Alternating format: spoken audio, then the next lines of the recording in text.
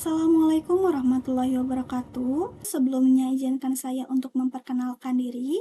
Nama saya Siti Hajar Nur Idha dengan NIM 211103440, Program Studi Teknik Informatika Sistem Informasi Strata 1, asal kampus saya dari STMIK Mardira Indonesia. Pada kesempatan kali ini, izinkan saya untuk mempresentasikan hasil dari tugas ujian akhir semester saya pada mata kuliah Data Mining and Data Warehousing, di mana saya mengambil tema dengan judul Sales Dashboard. Next. Yang pertama di sini ada pengertian dari data mining itu sendiri. Data mining merupakan proses menggali pola atau informasi berharga dari kumpulan data yang besar dengan menggunakan teknik statistik, kecerdasan buatan, dan pembelajaran mesin. Tujuan utamanya adalah untuk menemukan pola tersembunyi yang bisa digunakan untuk pengambilan keputusan. Kemudian next.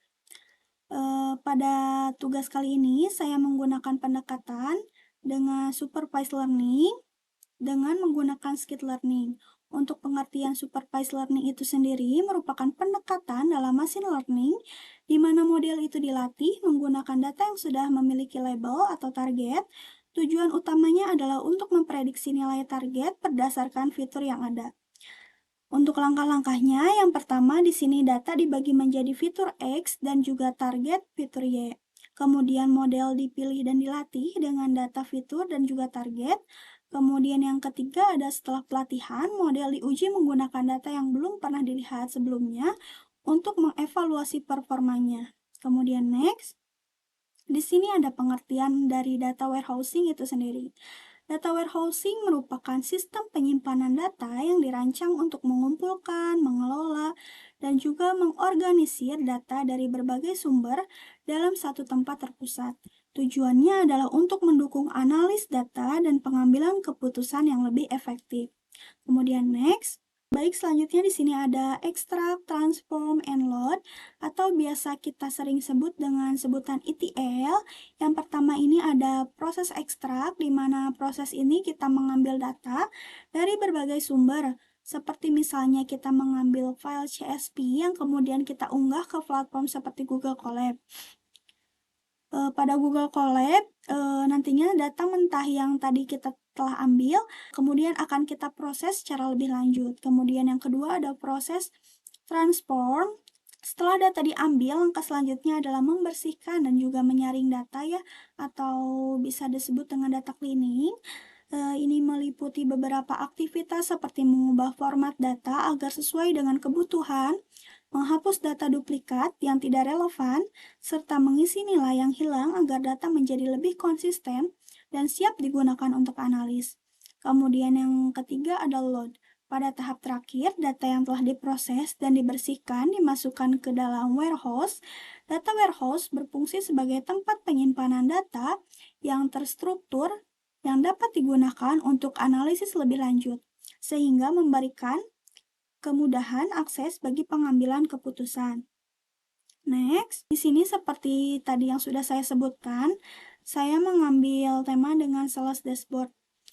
Apa sih yang dimaksud dengan sales dashboard itu sendiri? Sales dashboard merupakan alat visualisasi yang digunakan untuk menampilkan metrik dan indikator utama dari performa penjualan secara real time.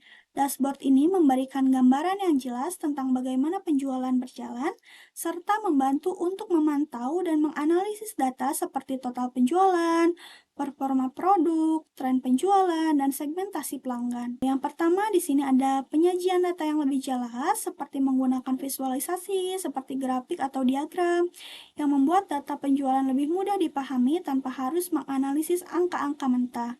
Yang kedua di sini ada keputusan yang lebih cepat dan juga tepat, di mana dengan adanya informasi yang tersedia secara real time, tim penjualan atau manajemen bisa mengambil keputusan lebih cepat untuk merespon peluang atau tantangan yang ada. Kemudian yang ketiga ada meningkatkan produktivitas tim karena data penting dapat diakses dengan cepat dan juga langsung. Baik, selanjutnya di sini kita masuk ke Google Colab ya. Oh iya, pada dataset yang kemarin sudah saya ambil, saya mengambilnya dari Kaggle. Kemudian untuk proses ETL-nya saya menggunakan Google Colab, di mana untuk langkah-langkahnya di sini yang pertama ada import library yang diperlukan.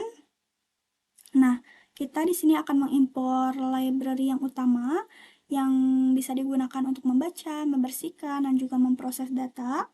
Nah, pada Pandas ini sendiri gunanya untuk manipulasi data, untuk nanti digunakan untuk operasi numerik, kemudian untuk matplotlib, pyplot, dan juga seaborn digunakan untuk visualisasi data, kemudian untuk min-max scaler digunakan untuk normalisasi data ya. Kemudian selanjutnya kita masuk ke yang kedua, yaitu upload dataset ke Google Colab. Kita perlu mengunggah file dataset yang tadi telah kita download di Kaggle ya, untuk kita masukkan ke dalam Google Colab ini sendiri. Nah, untuk kodenya ini, pada kode files upload digunakan untuk memungkinkan kita mengunggah file secara manual ke Google Colab, di mana nantinya setelah di-run, kita klik pilih file ini, kemudian kita masukkan dataset yang telah kita download ya. Nah, selanjutnya kita membaca dataset menggunakan Pandas, di mana di sini pada kode ini, pd read Excel ini digunakan untuk membaca file Excel yang tadi kita telah masukkan ya. Kemudian pada parameter di sini ada parameter sheet name digunakan untuk membaca sheet tertentu. Nah, kemudian di sini ada tampilkan 5 data teratas dari setiap tabel. Pada kode df input, nah ini berisi data dari sheet input data, sedangkan df master berisi data dari sheet master data. Kemudian pada kode head ini sendiri digunakan untuk melihat 5 baris pertama dari dataset. Nah, di run hasilnya akan muncul ya ini. Informasi data. Di sini kita akan mencek informasi data set input data, kemudian mengecek dataset master data, mencek apakah ada jumlah nilai yang hilang. Nah, pada kode ini df input info ini memberikan informasi tentang jumlah kolom, tipe data, dan juga nilai yang hilang. Kemudian pada kode is null dan juga sum ini digunakan untuk mengecek apakah ada nilai yang kosong.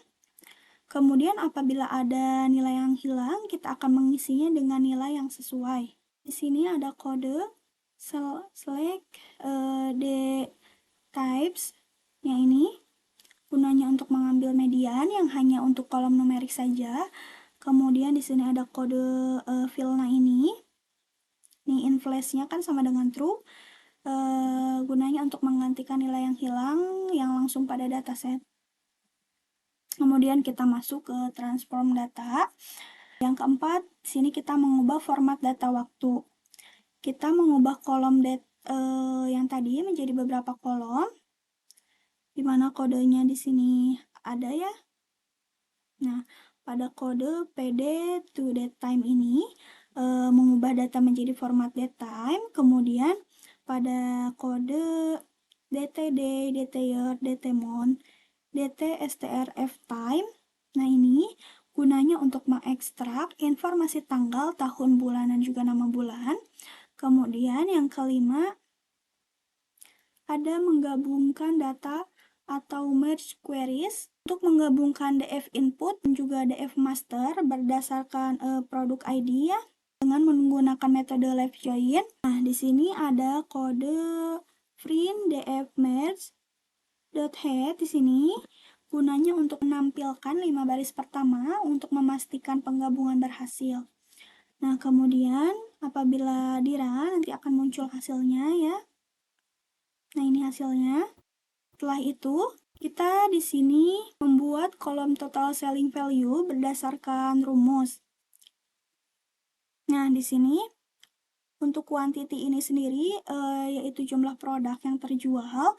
Kemudian untuk selling price ini sendiri merupakan harga jual per unit. Kemudian diskon ini, diskon dalam persentase misalnya 10% atau setara dengan 0,1. Nah, setelah itu di sini kita mengecek kembali nama kolom untuk memastikan. Nah, ini ya nama kolom yang ada. Kemudian kita masuk ke dalam supervised learning. Sekarang kita akan membangun model regresi linear ya, menggunakan skit learning yang tadi sudah saya sebutkan. Yang pertama kita akan memisahkan fitur dan targetnya dulu ini. Nah, ini kodenya ya.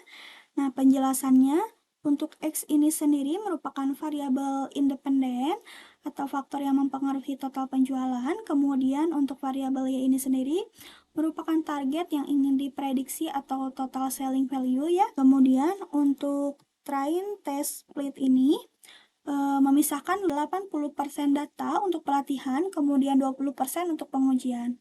Kemudian yang kedua di sini ada membangun model regresi linear. Nah, ini kodenya. Model fit X train dan Y train. Ini gunanya untuk melatih model dengan data training. Kemudian untuk model X test ini untuk memprediksi nilai total penjualan dari data uji. Kemudian selanjutnya kita masuk ke evaluasi model ya, ini kita menghitung metrik evaluasinya. Untuk kode MAE ini atau mean absolute error merupakan kita lihat seberapa besar kesalahan rata-ratanya ya. Kemudian untuk MSE ini atau mean square error kita lihat kesalahan yang lebih sensitif terhadap nilai yang besar. Kemudian pada R atau R squared kita lihat seberapa baik model menjelaskan variabilitas data ya. Nah, ini hasilnya setelah di-run.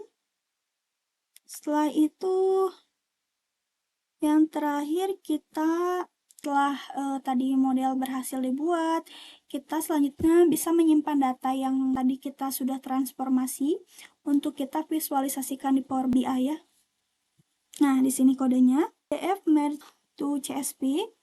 Ini untuk menyimpan dataset dalam format CSV ya. Kemudian untuk files download, ini untuk memungkinkan kita bisa mengunduh dataset ke komputer lokal ya. Nantinya apabila ini di-run, kita secara otomatis akan mengunduh dataset yang sudah tadi kita cleaning tadi ya. Baik, selanjutnya di sini kita akan masuk ke dalam Power BI. Kenapa masuk ke dalam Power BI? Karena di sini saya visualisasinya menggunakan Power BI ya. Kemudian di sini kita melakukan perhitungan dulu di Power BI. Kita akan menambahkan kolom baru ya menggunakan formula DAX. Dimana di sini yang pertama ada total buying value ya ini. Nah, ini kodenya satu total buying value sama dengan input data quantity dikali input data master data buying price. Untuk total buying jumlah produk yang dibeli dikalikan dengan harga yang telah dibeli. Nah, kemudian untuk yang total selling value, nah ini kodenya. Satu total selling value sama dengan input data quantity dikali dengan input data master data selling price dikali dengan satu min input data discount ya ini. Kemudian total selling value ini dihitung sebagai jumlah produk yang dijual kemudian dikalikan dengan harga jual setelah diskon ya. Kemudian saya juga melakukan perhitungan untuk menambahkan measure di Power BI di mana yaitu profit di sini. Nah, profit ini kodenya satu profit sama dengan sum input data total selling value dikurang dengan sum input data total buying value. Pada profit ini dihitung sebagai total pendapatan yang dikurangi dengan total biaya pembelian. Kemudian selanjutnya pada profit persen ini, dimana rumusnya yaitu satu profit persen sama dengan profit dibagi dengan sum input data total buying value ya. Untuk profit persen ini adalah rasio profit terhadap total biaya pembelian, kemudian diformat sebagai persentase. Nah, setelah itu di sini saya menggunakan beberapa diagram ya, di mana di sini ada menggunakan slicer, kemudian di sini ada menggunakan card ya. Nah, ini ini menggunakan slicer juga. Kemudian ini menggunakan stack column chart. Kemudian ini clustered bar chart. Kemudian ini menggunakan donut chart. Ini juga donut chart. Ini menggunakan tree map. Kemudian ini menggunakan area chart. Ini sama ya, menggunakan card yang tadi. Nah, yang pertama, di sini ada tahun. Ada tahun 2021 dan juga 2022 ya. Misalkan di sini kita ingin mengetahui penjualan pada tahun 2021 dulu ya. Pada tahun 2021 misalnya bulan apa ya? Mei. Pada bulan Mei. Nah, di sini untuk total salesnya ada 486. Grafik ini dapat membantu untuk memahami total nilai penjualan dan dapat digunakan sebagai acuan untuk membandingkan dengan bulan-bulan lainnya ya. Kemudian total profitnya di sini ada 126, yaitu keuntungan yang diperoleh selama bulan bulan Mei tadi ya, bulan Mei tadi. Nah, kemudian di sini ada profit persennya, di sini 25%. 25% keuntungan yang didapatkan pada bulan Mei 2021 tadi. Nah, di sini ada quantity yang terjualnya, di sini ada 3, dan di sini terdata unit of measurement-nya yaitu FT atau foot, yaitu satuan ukur untuk panjang jarak ya. Nah, kemudian di sini kategorinya ada 486 ya. Nah, di sini kita lihat. Nah, pada bulan Mei, total selling value-nya ada 880,11, kemudian profit-nya ada 12% ya. Kemudian yang paling banyak terjualnya itu yaitu produk 13. Kemudian untuk tipe pembeliannya yaitu online ya, 100% online. Kemudian untuk metode pembayarannya yaitu cash ya. Cash di sini. Nah, kemudian di sini kategorinya yang tadi yang paling banyak dijual itu termasuk ke kategori 2. Nah, di sini ada total selling value-nya ya. Grafiknya menunjukkan naik ke atas.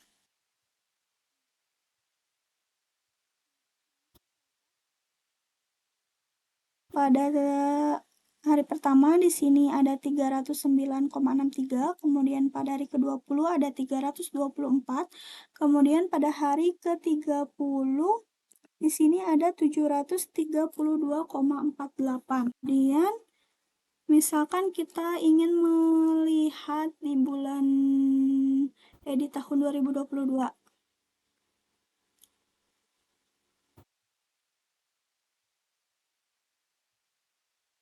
Pada tahun 2022 ya. Nah, ini di sini ada sell tipenya, ada direct sales, online dan juga wholesaler. Kemudian di sini ada metode pembayarannya, ada cash dan juga online. Nah, misalkan pada tahun 2022 pada bulan Januari ini ya. Nah, di sini total salesnya tadi ada 3.000 ya, kemudian total profit yang didapatnya ada 475. Profit persennya di sini ada 18%, di sini ada 11 ya. Pada kuantitinya 11, di sini satuannya kilogram. Kemudian di sini total value-nya ada 2.000 ya. Nah, di sini untuk total selling value versus profit pada bulan Januari itu ada 1,645,36 atau profitnya di sini 389 ya, tadi profitnya 31%. Produk yang terlarisnya ada pada produk 14, di mana produk 14 ini termasuk ke dalam kategori 2 ya, yang paling banyak atau yang mendominan penjualan. Kemudian untuk sales tipenya di sini online juga, untuk metodenya di sini cash, dan ini untuk total selling value-nya. Kita lihat di sini. So stable. Nah, ini total selling value-nya di sini pada day kedua ada titik 3 1,4. Pada day ke-16 ada 1,613,92. Kemudian pada day 22 ada 623,28 ya. Kemudian pada day 31 di sini ada 896,76. Nah, jadi apabila kita ingin mengetahui penjualan dari tahun 2021 dan juga 2022, di sini kita bisa tinggal klik-klik aja ya, memudahkan gitu. Nah, misalkan pada bulan Februari, pada bulan Maret, April, Mei, dan sebagainya, nanti di sini akan muncul ya hasilnya.